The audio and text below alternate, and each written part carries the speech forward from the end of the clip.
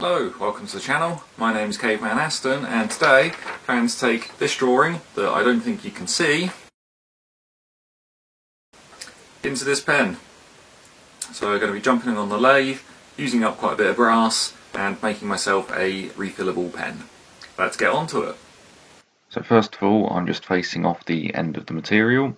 Then I'm just turning down a little bit of the outside diameter just to take off the outside edge to get a nice clean finish underneath. Here I'm coming in with a centre drill in the end of the material just to make an initial hole. Then I use a feeler gauge on the edge of the material and line up the drill tip with the feeler gauge. That enables me to take off exactly 1 mil to the depth of the drill when I eventually get it into the material, so I know exactly how deep I can get it. However, after I started manoeuvring the drill in and out, I did lose track of that, but the thought process was there. So the final drill size that I've come in with is a 6mm drill bit. This is because the pen refill that I'm using is a standard G2 that comes in at just about 5.8mm. So I'm drilling the M6 hole through the main body of the pen, almost to the very tip, so the overall length is about 80mm. I'm going to drill it to about 70 to 75mm, which will leave the last section to be drilled through at 3mm, which I'll do later on. The 3mm hole is ever so slightly oversized for the 2.8mm tip on the pen. That will leave a small shelf for the spring, which will push the refill back inside of the pen when it's not in use. So I start off by turning the outside diameter down, ready for an M8 tap. However, the surface finish is awful, so I've realised due to the extension of the bar, it's going to need some extra support, so I come in with the revolving tailstock or centre. I finished turning down to size using the live centre. This does give me a much better surface finish. I then put a small chamfer on the back edge. This will provide a much better lead-in for the tap. It's an M10 tap, and I tap approximately 10mm worth of the material, and then I come back in and put a small shoulder to make sure that the shoulder is perfectly square for when it mates up with the rest of the pen. The parting tool left the groove slightly larger than I was anticipating, but it has done the job of leaving a very nice square shoulder ready for mating.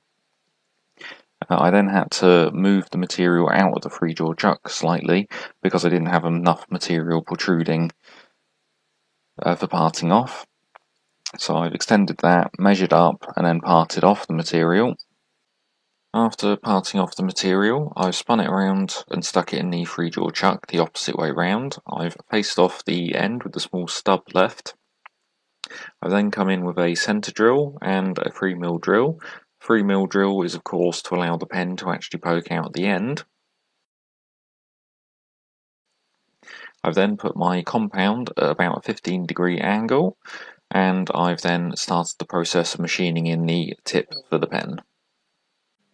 So I've extended my original length of stock out of the free-jaw chuck again to start the rear of the pen. I've faced it off and centre drilled it. I've then come in with a 6mm drill and then a tapping drill for an M10 thread, I believe 8.5mm. And then I've come in with the M10 tap and then just use an air blower to try and clear out as many of the chips as I possibly could. The drill hole extends the length of the internal section of the pen itself. The tap has only gone about as deep as the tap is. It didn't even need to be that deep, but I thought better safe than sorry. Here I'm using the calipers just to measure the depth of the drill hole that I've made. I'm then using that to mark on the outside of the material using a Sharpie, just so I know exactly how much of the material needs to be turned down to size and approximately where to part off. I then screw the other half of the pen onto the threads that I've already made and use the live centre for support. This is fine because once I actually turn it on, the direction of the chuck spinning is tightening the thread, so it's not going to undo itself and fall apart while I'm turning. This also means any tool pressure will actually force the threads to tighten slightly as it gets machined down, so that's all fine. I then turn both of the parts together. This is to ensure that there's no difference in diameter between the two parts, and it should also hopefully help to hide the join mark where the two bits of the pen join. I then come in with some sandpaper with a couple of different grades, getting gradually higher. I think I got all the way up to 2000 grit, and this has ended up with a pretty decent finish, but later on at the end I do go in with some polish, this after the pen's actually been assembled.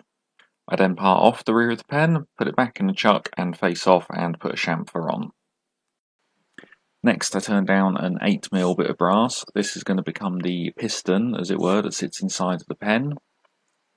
I put a small chamfer on both ends, and on the end that I begin to part off, I part way through, then put a 45-degree chamfer on, finish parting so that I don't have to try and chuck it back up.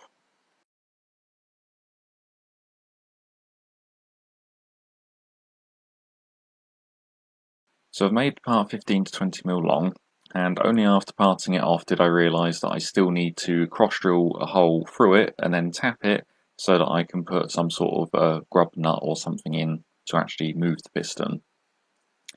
Later on I've realised that this sort of 15 to 20mm was probably a bit too short, but that's another issue. What I realised is that I can't hold it in the vise or anything, but I have got a collet chuck for some ER32 collets, which is what I ended up using because they can grab on relatively small amounts of surface area. That left me with just enough protruding for me to be able to stick the whole collet in the vise using the two flat spots on it for the spanner to tighten it normally. I clamped it in there, used a square to square it all up, and then come in with a drill and then tapped it with an M4 tap. Finally, I use a 6mm end mill just to put a flat spot on the circular part. This will be used as a shoulder to tighten the grub screw onto later. I come back in with a new piece of 8mm bar. I turn a length ready to put an M4 thread on it. The threaded section will be about the same length as the diameter of the piston that will sit inside the pen. This is to prevent the thread from extending out the far side when it's assembled and causing any friction with the pen inner body. I did have a lot of trouble getting the thread started on this, and later on I then even snapped off the brass section inside of the tap. Later on I had to come back in, very gently drill it out, then use a file and some centre punches just to gently break the brass away from the inside of the tap. That was quite an experience. Eventually I managed to get a second piece back to the same stage, got it tapped. I then turned a shoulder just a fraction under 6mm. That is the shoulder that will mate with the 6mm flat that I've put on the piston. This is to prevent the bolt that I'm making from being drawn all the way into the piston as it's tightened. And then finally I just turn a random diameter with a rough length that looked about right. I knurl it and then just put a slight chamfer on the edges before parting off.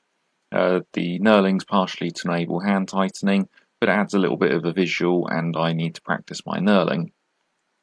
Here you can see the finished piston and screw assembled behind the pen refill, which is installed in the pen along with the spring. I'm using this to measure the maximum distance the piston should reach in the rear pen body, and this will be used to drill it into the rear of the pen. I then mount the pen in the rotary table and find the centre.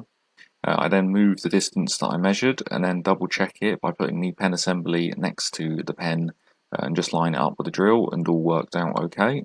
I then centre drill followed by a 6mm drill, then followed by a 6mm end mill. I then use the end mill to put a 9mm long slot coming towards the pen tip. I then use the rotary table and rotate through about 90 degrees, although looking at the number of chuck holes that I saw, it was looking like it may have been closer to 180, so perhaps the part was slipping as I was twisting. Once it's then come round to about 90 degrees actual, I then travel back in a direction towards the original hole by a millimetre. This provides a slight locking space for the piston to actually slot into to prevent it being knocked round by accident.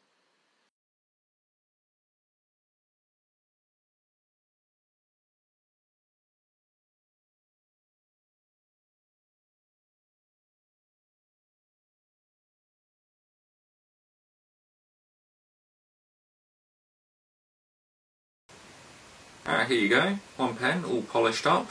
I'll get a close up of that in a second. I've had a really good fun time doing this project actually. It's been nice and simple, it's not taken too long. It has taken longer than expected, but it's not taken too long. So I've got something useful from it. I think I'm going to be giving this one to my wife. Might ask if she wants me to improve it, but she's usually quite happy with the stuff I do, so we'll see. Got plenty of ideas for the next one. So this was mainly a learning experience, which is why I'm not overly worried about some of the mistakes I've made. It's been a really good opportunity to try a few things out, get some ideas for next time. I've got it in a sock, so I've got polish all over my hands. So yeah, so the plan is I'm going to be making a few more of these, different materials, different sort of designs. I'm going to try and do something with either some sort of like almost like threading, but like a form tool to maybe make some grooves of some sort on the end. If you've got any ideas or suggestions, do let me know. If you want to see any more pens, do let me know, because I'll be definitely making some more. It's really enjoyable. But thank you very much for watching. If you've got any suggestions, tips, please do ask. If you enjoyed the video, want to see more, please do subscribe. And I'll see you in the next episode. Cheers!